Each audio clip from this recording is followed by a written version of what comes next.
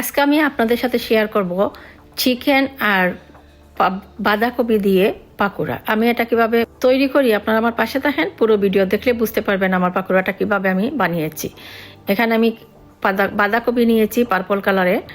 আমি এখানে হাফ বাঁধাকপি দিয়ে নিয়েছি, কিন্তু আমি হাফ দেব না, এটা এক ভাগ দিয়েছি। এখানে নিয়েছি একটা চিকেন ব্রেস্ট, এটারও হাফ আমি চিকেন ব্রেস্ট দেব।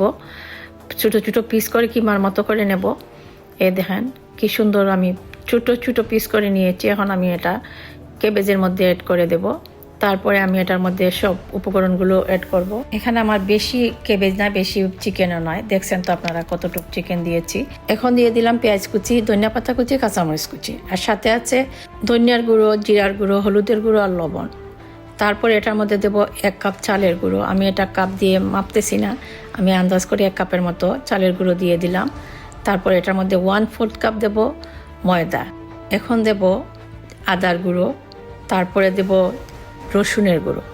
রসুনের গুঁড়ো দিয়ে তারপরে অল্প পানি দিয়ে এটা আমি ভালোভাবে মাখিয়ে নেব।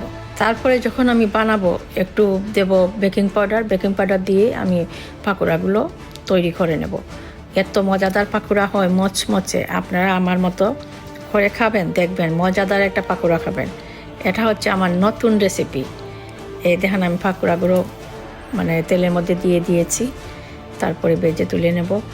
অনেক মজাদার পাকোড়া হয়, আপনারা মিস করবেন না। আমার মতো যদি বানিয়ে খান তাহলে দেখবেন এত মজাদার।